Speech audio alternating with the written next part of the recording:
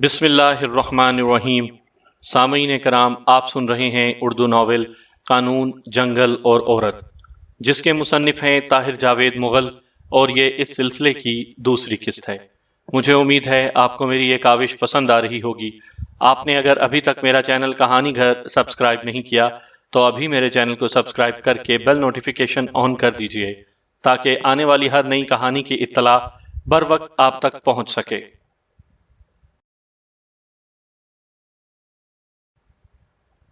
چودھری پران اور اس کے بیٹوں کے متعلق بھی ادھیڑ عمر شخص نے کئی باتیں بتائیں، لیکن ان میں چغلی کا انداز نہیں تھا۔ وہ سادہ لو شخص اپنے طور پر اپنے مالکوں کی شان، دبدبے اور بڑائی کی تعریف ہی کر رہا تھا۔ چودھری کے متعلق اس نے بتایا کہ انہیں نازو سے جنون کی حد تک عشق ہے۔ کون نازو؟ میں نے پوچھا۔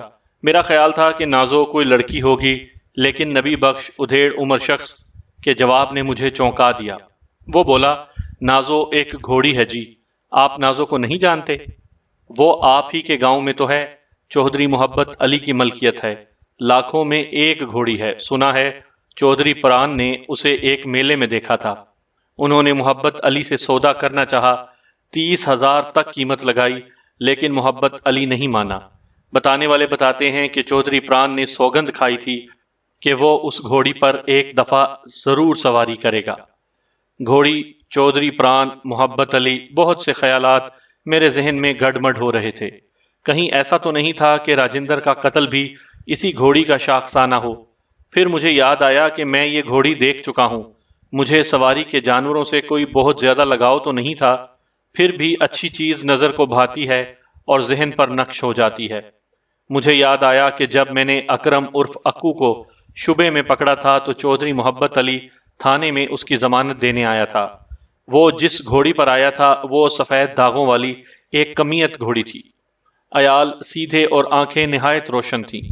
میری نظر کتنی ہی دیر اس کی ہموار کمر اور خوبصورت ٹانگوں سے الجھتی رہی تھی۔ شاید میں نے گھوڑی کے متعلق محبت علی سے کوئی سوال بھی کیا تھا تو اس کا مطلب تھا وہی نازو تھی جس کی لگن نے چودھری پران کی نیندیں حرام کر دی تھی۔ نبی بخش میرے پیچھے بیٹھا مسلسل باتیں کر رہا تھا۔ چودھری محبت علی تو اس گھوڑی پر جان چھڑکتا ہے جناب۔ ایک دفعہ اس کے کسی ملازم نے گھوڑی کو چھڑی مار دی تھی۔ محبت علی نے چارہ کاٹنے والے ٹوکے میں دے کر اس کا بازو ہی کٹوا دیا تھا۔ اگر کبھی گھوڑی بیمار ہو تو شہری ڈاکٹر اسے دیکھنے آتا ہے۔ 2 سائیں اور 2 نوکر ہر وقت گھوڑی کے پاس رہتے ہیں۔ نبی بخش کی باتیں نہ جانے کب تک جاری رہتی، لیکن پھر اس کا گاؤں آ گیا۔ میں نے اسے گھوڑے سے اتار دیا۔ وہ گٹھڑی تھام کر لنگڑاتا ہوا چل دیا۔ اتنے میں ایک لڑکا اور لڑکی بھاگ کر آئے۔ لڑکی نے جلدی سے نبی بخش کی گٹھڑی تھام لی۔ لڑکے نے اسے لنگڑاتے دیکھا تو آہستگی سے اپنا کندھا سہارے کے لیے پیش کیا۔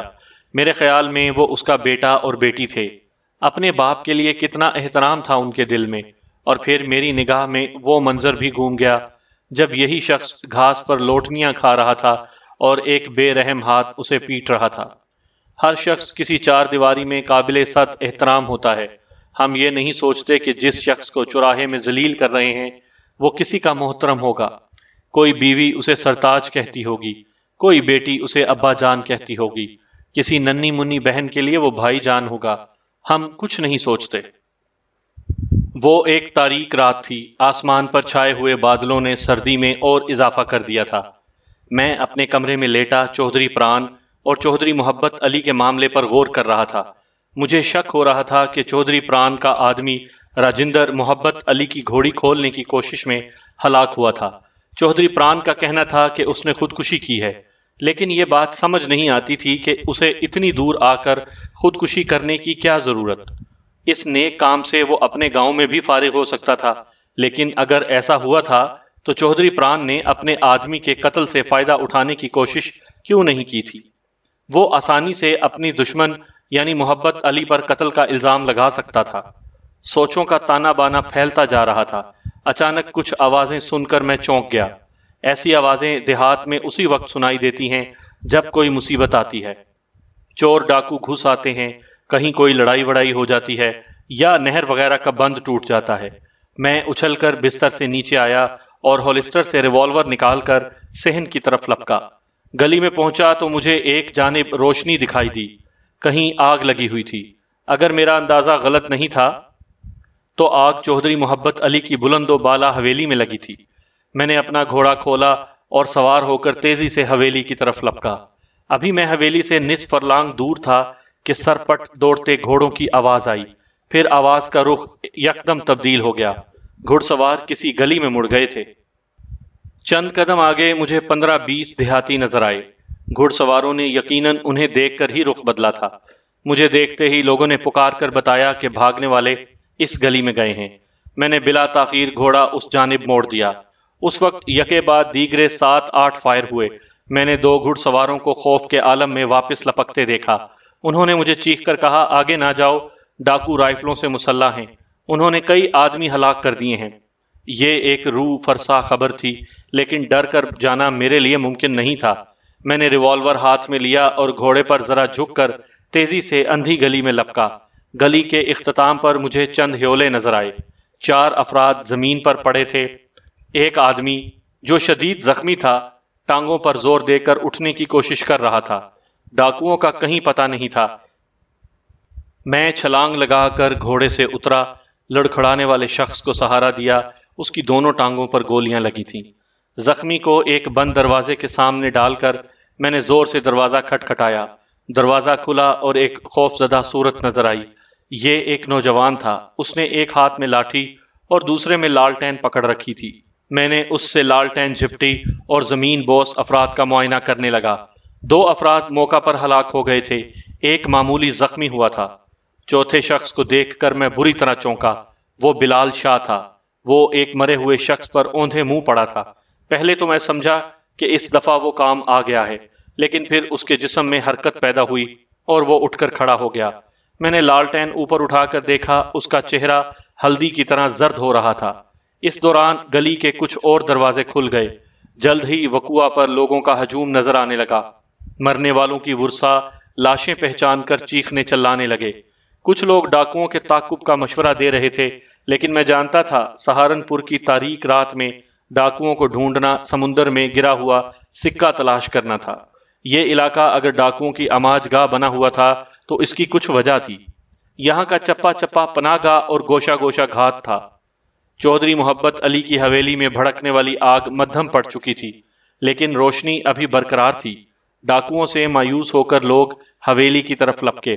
میں جب گھوڑا دوڑاتا ہوا وہاں پہنچا تو چودھری کے آدمی اور ارد گرد کے لوگ آگ پر پوری طرح قابو پا چکے تھے۔ آگ حویلی کے صرف ایک حصے تک ہی محدود رہی تھی۔ میں حویلی میں داخل ہوا تو محبت علی کہیں نظر نہیں آیا۔ وہ 3 کمرے بھسم ہو گئے تھے۔ جلے ہوئے شہتیروں اور لکڑی کے دروازوں سے ابھی تک دھواں اٹھ رہا تھا۔ تھوڑی دیر کے بعد محبت علی بھی آ گیا۔ اس نے بتایا کہ ڈاکو حویلی سے کچھ بھی لے جانے میں ناکام رہے ہیں۔ تمام دروازے مقفل اور پہرے دار چوکنے تھے۔ جاتے جاتے وہ مایوسی اور غصے میں حویلی کے ایک کمرے میں جلتی ہوئی لالٹین پھینک گئے تھے، جس سے آگ بھڑکی۔ اس علاقے میں اس قسم کے واقعات روزمرہ کا معمول تھے، لیکن سہارنپور میں تھانہ ہونے کی وجہ سے کبھی کبھی ہی کوئی واردات ہوتی تھی۔ اس دفعہ کی واردات خاصی سنگین تھی۔ 2 افراد کی ہلاکت کوئی معمولی بات نہیں تھی۔ اپنی طرف سے تو بلال شاہ بھی مر گیا تھا، لیکن خوش قسمتی سے اسے گولی نہیں لگی تھی۔ ہر معاملے میں آگے بڑھ کر ٹانگ اڑانا بلال شاہ کا محبوب مشغلہ تھا۔ کئی دفعہ اس کی زبردست درگت بنی تھی، کئی مرتبہ مرتے مرتے بچا تھا، لیکن باز آنا اس کی فطرت میں نہیں تھا۔ اس بار میں نے اسے سرزنش کی کہ اسے کیا ضرورت تھی سارے گاؤں کا ماما بننے کی۔ خالی ہاتھ ڈاکوؤں کے پیچھے بھاگنے سے اسے کون سا وکٹوریا کراس مل جاتا۔ بلال شاہ میری جھاڑ سنتا رہا اور مسکراتا رہا۔ مجھے شک ہوا کہ وہ کوئی اہم بات جانتا ہے۔ اسے کوئی اہم بات معلوم ہونے کی 2 ہی نشانیاں ہوتی ہیں، یا تو میرے کمرے میں داخل ہوتے ہی وہ بلند آواز سے بولنے لگتا تھا، یا عین کمرے کی دہلیز پر اسے ٹھوکر لگتی تھی اور وہ کسی چیز پر گرتے گرتے بچتا تھا۔ لیکن اس کے خبردار ہونے کی ایک اور علامت بھی تھی۔ اگر وہ کوئی اہم اطلاع پیٹ میں لیے ہوتا تھا تو میری جھاڑ سن کر بھی اسے غصہ نہیں آتا تھا، اور اس وقت یہی خاص علامت ظاہر ہو رہی تھی۔ میں نے بات بدل کر کہا، ویسے شاباش ہے یہ تیری بہادری کہ اتنی سردی میں لحاف سے نکل کر ننگے پاؤں بھاگتا چلا گیا۔ وہ مسکرا کر بولا، خان صاحب जूती तो मेरे रास्ते में उतरी थी, लेकिन जूती गुम होने का मुझे गम नहीं। क्यों, मस्जिद से उठाई थी? नहीं जनाब, बस पैसे पूरे हो गए। वो कैसे? मैंने पूछा। उसने सिगरेट मुट्ठी में दबाकर एक तवील कश लिया और बोला, एक अहम इत्तला है आपके लिए। अब बताओ भी कि जूते के पैसे लोगे? वो आगे झुककर बोला, खान साहब, चौधरी मोहब्बत अली ने आपसे कहा था ना कि डाके में उसका कोई नुकसान नहीं हुआ। उसने गलत कहा था। क्या मतलब? मैंने पूछा। जनाब, उसकी घोड़ी चोरी हो गई है। मैंने अपनी आंखों से देखा है। क्या कह रहे हो? बिलाल शाह ने एक तवील कश से चौथाई सिगरेट फूंक कर कहा, खान साहब, चौधरी मोहब्बत के पास एक घोड़ी है, बड़ी आला नस्ल की। नाजो नाम है उसका। हाँ हाँ, मैं उसके बारे में जानता हूँ। मैंने बिलाल की बात काटी। तुम आगे बताओ। बिलाल शाह बोला, कल रात जब चौधरी की हवेली में डाकू पड़े, मैं भी जाग रहा था। यही वजह थी कि शोर सुनकर मैं फौरन गली में आ गया। चौधरी की हवेली से आग के शोले बुलंद हो रहे थे। मैंने देखा कि 8-10 घुड़सवार सर पट भागे चले आ रहे हैं। अंधेरे में कुछ पता नहीं चलता था कि वो कौन लोग हैं। जब वो मेरे करीब से गुजरे तो मुझे अंदाजा हुआ कि वो गांव के आदमी नहीं बल्कि डाकू हैं। उनके दरमियान मुझे एक खाली घोड़ी भी नजर आई। उस वक्त मुझे बिल्कुल पता नहीं चला कि ये चौधरी मोहब्बत अली की घोड़ी है। ये तो मैंने बाद में सोचा, मुझे शक सा हो रहा था।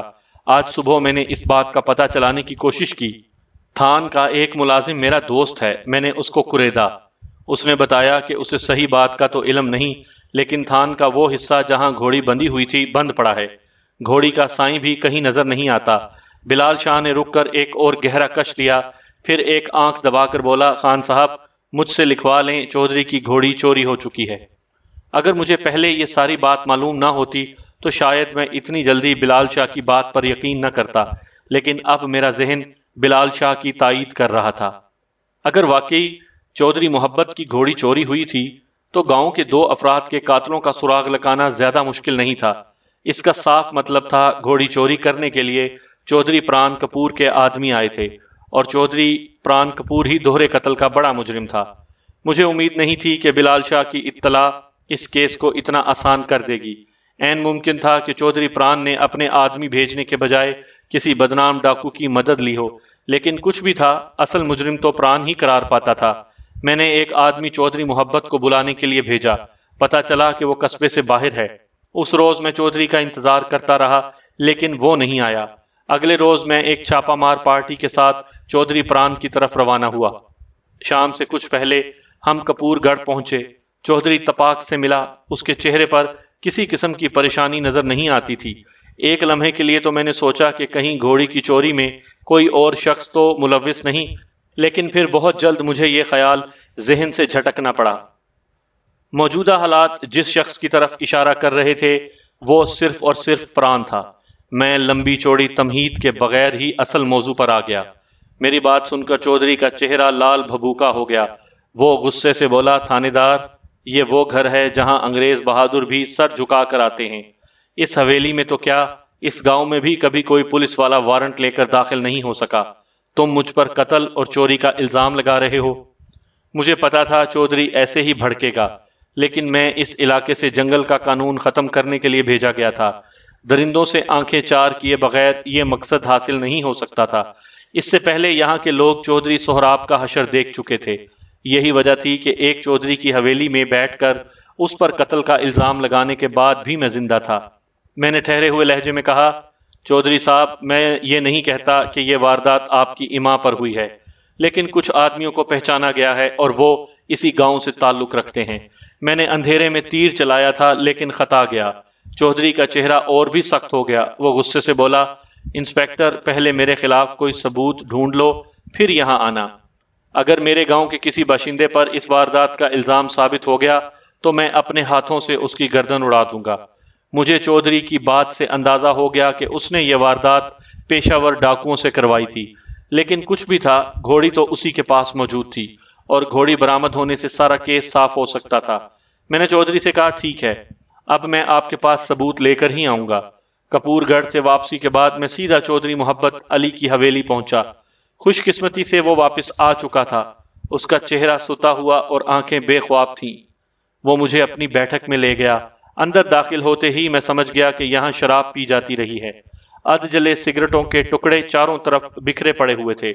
मैंने कहा, चौधरी साहब, میرا خیال ہے اب تک آپ کو اپنی گھوڑی کے گم ہونے کا پتہ چل گیا ہوگا۔ کون سی گھوڑی؟ محبت علی نے خمار آلود لہجے میں کہا۔ وہی آپ کی چہیتی گھوڑی نازو۔ اچھا وہ، محبت نے ہاتھ لہرایا۔ وہ گم کب ہوئی ہے؟ اسے تو میں نے خود گولی ماری ہے۔ کیا کہہ رہے ہیں؟ میں نے تقریباً اچھل پڑا۔ ہاں انسپیکٹر، محبت علی نے ہچکی لے کر کہا، اس بیچاری کو پرسوں ایک باولے کتے نے کاٹ لیا تھا، اس پر بھی اثر ہو گیا، آج وہ زیادہ بیمار ہو گئی، مجھ سے اس کی حالت نہ دیکھی گئی، بس میں نے گولی مار دی۔ مجھے چودھری کی بات پر یقین نہیں آ رہا تھا۔ میں نے کہا، آپ مجھے دکھائیں گے اس کی لاش؟ ہاں ہاں، دیکھ لو اس بد نصیب کو۔ چودھری ڈگمگاتا ہوا اٹھا۔ وہ صاف طور پر بہک رہا تھا۔ میرے آگے چلتا ہوا وہ صحن میں پہنچا اور پھر وہاں سے طویلے میں۔ میں نے دیکھا کہ 3-4 آدمی کچی زمین کھود کر ایک گڑھا بنا رہے ہیں۔ گڑھے کے قریب ہی ایک گھوڑی مردہ پڑی تھی۔ میں اسے پہلے بھی دیکھ چکا تھا۔ وہ ہلکے سرخ رنگ کی ایک نہایت خوبصورت گھوڑی تھی۔ گردن کے قریب ایک خوبصورت سفید داغ تھا، لیکن اب یہ داغ نظر نہیں آ رہا تھا۔ اس پر خون پھیلا ہوا تھا۔ یہ خون گھوڑی کی کنپٹی سے برآمد ہو رہا تھا۔ وہاں گولیوں کے 2 زخم تھے اور ان پر مکھیاں بن بھنا رہی تھیں۔ محبت علی گھوڑی کے قریب بیٹھ گیا اور خاموشی سے اس کے بالوں پر ہاتھ پھیرنے لگا۔ موقع پر موجود تمام افراد بالکل خاموش تھے۔ جانور کی موت نے ان پر گہری افسردگی طاری کر رکھی تھی۔ گڑھا مکمل ہو چکا تھا۔ تھوڑی سی تراش خراش کے بعد کھدائی کرنے والے باہر نکل آئے۔ 7-8 آدمیوں نے مل کر گھوڑی کو آرام سے گڑھے میں اتار دیا۔ حویلی کے پچھواڑے میں لالٹینوں کی مدھم روشنی میں یہ ایک عجیب منظر تھا۔ سامعین کرام، آپ یہ کہانی میرے چینل کہانی گھر پر سن رہے ہیں۔ آپ نے اگر ابھی تک میرا چینل کہانی گھر سبسکرائب نہیں کیا تو ابھی میرے چینل کو سبسکرائب کر کے بیل نوٹیفیکیشن آن کر دیجئے تاکہ آنے والی ہر نئی کہانی کی اطلاع بر وقت آپ تک پہنچ سکے۔ چودھری محبت علی پر رکت طاری تھی۔ اس نے آنکھوں میں امڈنے والے آنسوؤں کو اپنی چادر سے صاف کیا، پھر وہی چادر اتار کر گھوڑی کے اوپر پھیلا دی۔ ایک دوسرے شخص نے بھی اپنی گرم چادر گھوڑی کے مردہ جسم پر ڈال دی۔ تب تدفین کا عمل شروع ہوا۔ چودھری یہ منظر دیکھے بغیر میرے ساتھ بیٹھک میں واپس آ گیا۔ میرا ذہن کسی گہری سازش کی خبر دے رہا تھا۔ گھوڑی کو چوری کیا گیا تھا۔ عین ممکن تھا کہ اسے چودھری پران نے گولی ماری ہو، لیکن بات پھر وہی مدعی سست اور گواہ چست والی تھی۔ چودھری محبت کہہ رہا تھا گولی اس نے خود ماری ہے اور اس کی گھوڑی بیمار تھی۔ اب بات مجھ پر واضح ہو رہی تھی۔ 2 پرانے حریف پولیس کو بیچ میں لائے بغیر ایک دوسرے سے بدلے چکا رہے تھے۔ ایک طرح سے وہ پولیس کو بے وقوف بنا رہے تھے، لیکن میں اب مزید بے وقوف بننا نہیں چاہتا تھا۔ یہ صرف 2 چودھریوں کا معاملہ نہیں تھا، اس سے کئی دوسرے انسانوں کی زندگی بھی متاثر ہوئی تھی۔ صرف 3 روز بیشتر تھانے سے چند فرلانگ دور 2 افراد گھوڑی چوروں کی فائرنگ کا نشانہ بن چکے تھے۔ 3 افراد شدید زخمی ہوئے تھے اور اب چودھری محبت صاف انکار کر رہا تھا کہ اس کی گھوڑی کو چوری یا ہلاک کیا گیا ہے۔ اس کا رویہ اس بات کی خبر بھی دے رہا تھا کہ وہ چودھری پران کپور کے خلاف جوابی کارروائی سے باز نہیں آئے گا۔ میں اور محبت علی آمنے سامنے بیٹھے تھے۔ وہ ہونٹوں پر زبان پھیر رہا تھا۔ شاید غم غلط کرنے والے سیال کی ضرورت محسوس ہو رہی تھی۔ میں نے کہا، چودھری محبت، یہ کھیل اب ختم ہونا چاہیے۔ اپنے معاملات اب قانون کے سپرد کر دو۔ میں جانتا ہوں تم اور چودھری پران آگ اور خون کا کھیل کھیل رہے ہو۔ محبت علی نے چونک کر میری طرف دیکھا، پھر بولا، تم کچھ نہیں جانتے تھانے دار۔ میں سب کچھ جانتا ہوں چودھری محبت، میں نے ایک ایک لفظ پر زور دے کر کہا، اور یہ بھی جانتا ہوں کہ تم راجندر کے قاتل ہو۔ اکرم عرف اکو کے ہاتھوں اسے قتل کرانے والے تم ہی تھے۔ چودھری محبت خمار آلود نگاہوں سے مجھے گھورتا رہا، پھر بولا، مجھے کیا ضرورت تھی اس کے خون سے ہاتھ رنگنے کی؟ تمہیں ضرورت تھی چودھری محبت، میں نے یقین سے کہا، اس لیے کہ وہ چودھری پران کا آدمی تھا اور تمہاری گھوڑی چوری کرنے کے لیے تمہاری حویلی میں داخل ہوا تھا۔ تمہیں بروقت اطلاع ہو گئی۔ تمہارے آدمیوں نے اس کا پیچھا کیا۔ بالآخر نالے کے کنارے جھاڑیوں میں اسے تمہارے پالتو غنڈے اکو نے جا لیا اور چھری سے حملہ کر کے ہلاک کر دیا۔ بعد ازاں جب وہ رات کے اندھیرے میں ایک کھیت میں بیٹھا اپنی خون آلود قمیض دھو رہا تھا، میرے ایک کارندے نے اسے دیکھ لیا۔ چودھری محبت بولا، تم خیالی گھوڑے دوڑا رہے ہو، یہ باتیں فرضی ہیں تھانے دار۔ میں نے کہا، اور یہ بھی فرضی ہے کہ تمہاری چہیتی گھوڑی چوری ہوئی تھی اور چودھری پران نے اس پر سواری کرنے کے بعد اسے گولی مار کر ہلاک کر دیا ہے تاکہ تم اس کی لاش پر آنسو بہا سکو۔ نہیں چودھری، یہ باتیں فرضی نہیں ہیں۔ اس رات چودھری پران کے آدمیوں نے تمہاری حویلی میں اسی لیے آگ لگائی تھی تاکہ تمہاری نازوں کو اغوا کیا جا سکے۔ جب تمہارے طویلے اور حویلی کے رکھوالے آگ بجھانے کی کوششوں میں مصروف تھے، پران کے آدمی نہایت صفائی سے گھوڑی کھول کر لے گئے تھے۔ کیا تم ان باتوں سے انکار کر سکتے ہو؟ چودھری محبت خاموشی سے میری طرف دیکھتا رہا، پھر اس نے اٹھ کر الماری سے بوتل نکالی اور گلاس بھرنے لگا۔ شراب کی شدید طلب اسے ہر احتیاط بالائے طاق رکھنے پر مجبور کر رہی تھی۔ ایک طویل اور تلخ گھونٹ لے کر وہ بولا، تم ہوشیار آدمی ہو تھانے دار، تمہاری زیادہ تر باتیں ٹھیک ہیں، تو غلط کون سی ہے؟ میں نے پوچھا۔ نازو کو گولی میں نے خود ہی ماری ہے، وہ آنکھیں بند کر کے بولا۔ لیکن کیوں؟ میں اس کے لیے مجبور تھا تھانے دار، وہ اب میری سواری کے قابل نہیں رہی تھی، وہ جھوٹی ہو چکی تھی۔ چودھری پران اس پر سواری کر چکا تھا۔ اپنی ضد پوری کرنے کے بعد اس نے نازو کو سہارنپور کے راستے پر چھوڑ دیا تھا۔ آج دوپہر وہ تنہا حویلی کے دروازے پر پہنچ گئی تھی۔ اس کی آنکھوں میں آنسو تھے، شاید وہ بھی اپنے انجام سے آگاہ ہو چکی تھی۔ چودھری محبت نے اشکبار نگاہوں سے اپنے لرزاں ہاتھ کو دیکھا اور شرابی لہجے میں بولا، اس ہاتھ سے میں نے اپنی پیاری نازو کو گولی سے اڑا دیا۔ میں خاموشی سے بیٹھا، اس روایتی چودھری کے عجیب جذبوں اور خود ساختہ معیاروں کو سمجھنے کی کوشش کرتا رہا۔ پھر سلسلہ کلام جوڑتے ہوئے میں نے کہا، چودھری محبت، اس کا مطلب ہے تم یہ بھی بات مانتے ہو کہ کپور گڑھ کے راجندر نامی شخص کا قتل تم نے کیا ہے؟ نشے کے باوجود نوجوان چودھری کے حواس قائم تھے۔ اس نے زیر لب مسکراتے ہوئے کہا، نہیں تھانے دار، نہ تو میں نے یہ قتل کیا ہے اور نہ تم ثابت کر سکتے ہو۔ لاکھ کوشش کر لو، تمہیں ایک گواہ ایسا نہیں ملے گا جو اس کیس کو دو پیشیوں تک بھی چلا سکے۔ میں تمہیں ایک اور بات بتا دوں، ہو سکتا ہے تم اکو پر چنگیز خانی حربے آزماؤ اور اسے تشدد کے ذریعے زبان کھولنے پر مجبور کرو۔ اول تو وہ زبان کھولے گا نہیں، اور اگر کھولے گا بھی تو میرا کچھ نہیں بگڑے گا۔ اس کے اقبالی بیان سے چودھری محبت کا کچھ بگڑنے والا نہیں۔ میں جانتا تھا اگر مجھے چودھری محبت یا چودھری پران جیسے افراد پر ہاتھ ڈالنا ہے تو نہایت احتیاط اور منصوبہ بندی سے کام لینا ہوگا۔ لہٰذا میں نے چودھری محبت کی باتوں سے مشتعل ہو کر سخت زبان استعمال کرنے سے گریز کیا۔ دوسری طرف مجھے یہ خطرہ بھی محسوس ہو رہا تھا کہ محبت علی اپنی گھوڑی کا انتقام لینے کے لیے چودھری پران کے خلاف کارروائی کرے گا۔ اس سے معاملات جو اب تک قابو میں تھے بہت بگڑ سکتے تھے۔ میں نے چودھری محبت سے کہا کہ وہ اس قسم کے کسی بھی خیال سے باز رہے۔ اس سے نہ صرف اس کے جرائم میں اضافہ ہوگا بلکہ ہو سکتا ہے ایسی آگ بھڑکے جو اس کے بھرے پورے گھر کو جلا کر راکھ کر دے۔ میں کافی دیر اس کے پاس بیٹھا، اسے قانون ہاتھ میں لینے کے نقصانات سے آگاہ کرتا رہا۔ بہرحال وہ مسلمان تھا، میں نہیں چاہتا تھا کہ وہ ہندو کے فتنہ پرور ذہن کا شکار ہو۔ صبح کے 5 بجے کا وقت تھا۔ بیرونی دروازے پر دستک ہوئی۔ میں نے دستی گھڑی دیکھی۔ اس وقت کون ہو سکتا ہے؟ میری چھٹی حس مجھے خطرے سے خبردار کرنے لگی۔ لالٹین کی بتی اونچی کر کے میں صحن میں آیا۔ دستک پھر ہوئی اور میں سمجھ گیا کہ ایسا بھاری ہاتھ والا مہمان بلال شاہ کے سوا اور کوئی نہیں۔ میں نے دروازہ کھولا۔ بلال کے ساتھ ایک اور آدمی بھی تھا۔ یہ کپور گڑھ میں پولیس کا مخبر تھا، راج نارائن نام تھا اس کا۔ اس کے چہرے پر ہوائیاں اڑ رہی تھی۔ کمرے میں پہنچ کر راج نارائن نے بتایا کہ کپور گڑھ میں غضب ہو گیا ہے۔ میں فوراً سمجھ گیا کہ یہ چودھری محبت علی اور اس کی گھوڑی کا چکر ہے۔ راج نارائن نے بتایا کوئی 2 گھنٹے پہلے چودھری محبت اپنے ایک ساتھی کے ساتھ چودھری پران کی حویلی میں گھس گیا۔ اس نے چودھری کی جوان بیٹی بیلا کو اٹھا لیا اور مزاحمت کرنے پر بیلا کے ایک بھائی کو گولی مار کر شدید زخمی کر دیا۔ جب گھر والوں کو اس حادثے کی خبر ہوئی، وہ دونوں لڑکی کو لے کر دور نکل چکے تھے۔ میں سمجھ گیا کہ اب زبردست خون خرابہ ہونے والا ہے۔ میں نے مخبر سے پوچھا، اب کپور گڑھ میں کیا صورتحال ہے؟ وہ بولا، جناب، میں حویلی کے سامنے سے ہو کر آیا ہوں، وہاں بالکل خاموشی ہے، لگتا ہے اندر ہی اندر کوئی منصوبہ بن رہا ہے۔ میں نے کہا، چودھری محبت کا کچھ پتہ چلا؟ جی ہاں، مخبر بولا، ابھی جب میں آپ کی طرف آ رہا تھا راستے میں مجھے کپور گڑھ کا ایک مزارہ ملا، وہ گھوڑے پر سر پٹ بھاگا جا رہا تھا۔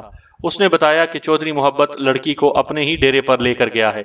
وہاں اس نے کوئی 60-70 مسلح آدمی بھی جمع کر رکھے ہیں، وہ لوگ ہر قسم کے مقابلے کے لیے تیار ہیں۔ یہ اطلاعات مجھے چکرا دینے کے لیے کافی تھیں۔ پولیس کی موجودگی میں 2 پارٹیاں آپس میں کھلم کھلا مقابلہ کرتیں، یہ مجھے کسی طرح منظور نہیں تھا۔ امن عامہ کے لیے یہ قتل عام زہر قاتل کی حیثیت رکھتا تھا۔ میں نے فوراً وردی پہنی اور تھانے کی طرف لپکا۔ ایک مضبوط چھاپا مار پارٹی کے ساتھ میں نے چودھری محبت علی کے ڈیرے کا رخ کیا۔ اس کا ڈیرا قصبے سے باہر برساتی نالے کے کنارے ایک باغ میں تھا۔ کوئی 3 کوس کا فاصلہ تھا۔ جب ہم باغ کے سامنے پہنچے، دن پوری طرح چڑھ چکا تھا۔ ابھرتے سورج کی کرنیں مالٹے اور سنترے کے پودوں پر چمک رہی تھیں۔ بڑا خوبصورت منظر تھا، لیکن میں اس منظر میں خون کی لالی دیکھ رہا تھا۔ آنے والے لمحے بڑے سنگین تھے۔ چودھری کا ڈیرا بھی ایک چھوٹی موٹی حویلی ہی تھا۔ درختوں میں گھری ہوئی ایک نیم پختہ عمارت تھی، جس پر دیہاتی انداز کے پھول بوٹے بنے ہوئے تھے۔ اندر اور باہر خاموشی تھی۔ بالکل نہیں لگتا تھا یہاں افراد موجود ہوں گے۔ صرف دروازے پر رنگدار پگڑیوں والے 2 افراد ٹہل رہے تھے۔ ہمیں دیکھ کر انہوں نے ادب سے سلام کیا۔ ہماری آمد کی اطلاع اندر بھجوائی گئی۔ چودھری محبت نے دروازے پر آ کر ہمارا استقبال کیا۔ وہ بالکل مطمئن دکھائی دیتا تھا۔ باتیں کرتا ہوا ہمیں اندر لے گیا۔ میں نے چپتے ہوئے لہجے میں کہا، چودھری محبت، کیا بات ہے، آج صبح سویرے تم ڈیرے پر موجود ہو؟ چودھری نے کہا، کچھ نہیں تھانے دار، کچھ مہمان آئے ہوئے ہیں۔ کچھ یا صرف ایک؟ میں نے پوچھا۔ ایک نہیں 2، اس نے کہا۔ لو ان سے ملو۔ میں نے دیکھا سامنے کمرے میں 2 افراد بیٹھے تھے۔ ایک تو موٹے سے پیٹ اور بڑے سر والا کوئی خانہ دار لگتا تھا، اور دوسرا کوئی پڑھا لکھا شخص تھا۔ میں رسماً سلام دعا کے بعد فوراً محبت علی کی طرف متوجہ ہو گیا۔ میں نے کہا، تمہارے ان مہمانوں کے سامنے بات ہوگی یا کہیں اور؟ محبت علی اطمینان سے بولا، اگر بہت جلدی میں ہو تو یہیں کر لو۔ میں نے سخت لہجے میں کہا، لڑکی کو میرے حوالے کر دو۔ چودھری محبت نے ایک طویل ہنکارا بھرا اور بولا، تم اتنی جلدی میں ہو کہ میں اپنے مہمانوں کا تم سے تعارف بھی نہیں کروا سکا۔ یہ ملک کے مشہور تاجر اور کارخانے دار سیٹھ رام چند بھائی ہیں۔ اس کا اشارہ موٹے شخص کی طرف تھا۔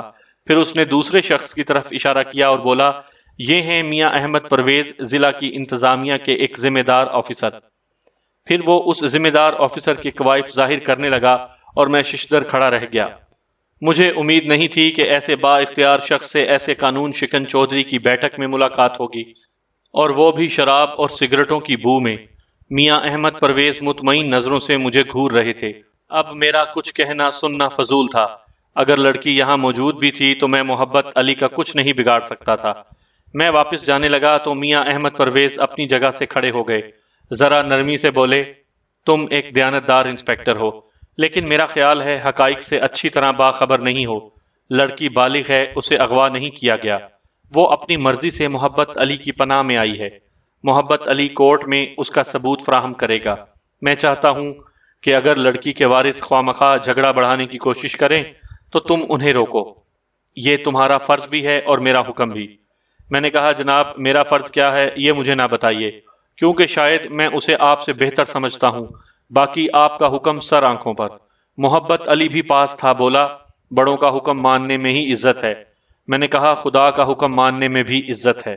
جو نہیں مانتے ان کی رسی دراز ضرور ہوئی ہے، لیکن وہ سزا سے بچ نہیں سکتے۔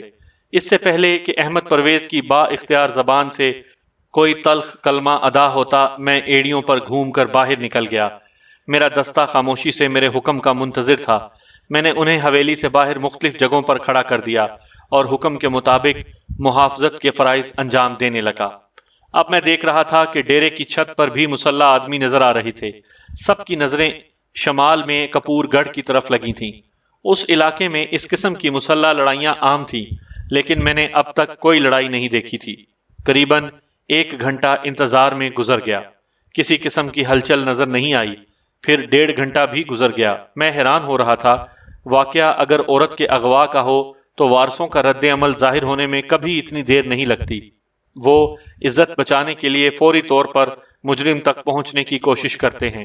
تو کیا وہ جان چکے تھے کہ ان کی لڑکی کی عزت محفوظ نہیں رہی اور اب اطمینان سے بدلہ لینے کی تیاری کر رہے تھے، یا پھر وہ محبت علی کی طاقت سے خوفزدہ ہو گئے تھے؟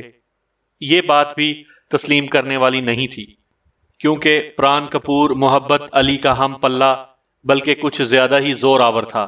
پھر کیا وجہ تھی؟ دفعتاً ایک خیال میرے ذہن میں بجلی کی طرح کوندا اور میرے ہاتھ خود بخود گھوڑے کی لگام پر آ گئے۔ چودھری محبت اگر کینہ پرور تھا تو چودھری پران اس سے بھی زیادہ کینہ پرور اور قانون شکن تھا۔ کہیں وہ اس کے بیوی بچوں پر تو حملہ آور نہیں ہو گیا؟ یہ خیال ذہن میں آتے ہی میں نے سب انسپکٹر فرزند علی سمیت 8 گھڑ سوار رائفل برداروں کو ساتھ لیا اور تیزی سے سہارنپور کی طرف بڑھا۔ 2 کوس کا فاصلہ ہم نے پلک جھپکتے میں طے کیا۔ ابھی ہم قصبے سے 1 کوس دور تھے کہ فضا میں سیاہ دھوئیں کے مرغولے نظر آئے۔ میرا دل اچھل کر حلق میں آ گیا۔ سب انسپیکٹر نے میری طرف اور میں نے اس کی طرف دیکھا اور گھوڑوں کی رفتار اور تیز کر دی۔ سامعین کرام، آپ سن رہے تھے اردو ناول قانون، جنگل اور عورت، جس کے مصنف ہیں طاہر جاوید مغل، اور یہ اس سلسلے کی قسط نمبر 2 تھی۔ مجھے امید ہے آپ کو میری یہ کاوش پسند آئی ہوگی۔ آپ نے اگر ابھی تک میرا چینل کہانی گھر سبسکرائب نہیں کیا تو ابھی میرے چینل کو سبسکرائب کر کے بیل نوٹیفیکیشن آن کر دیجئے تاکہ آنے والی ہر نئی کہانی کی اطلاع بر وقت آپ تک پہنچ سکے۔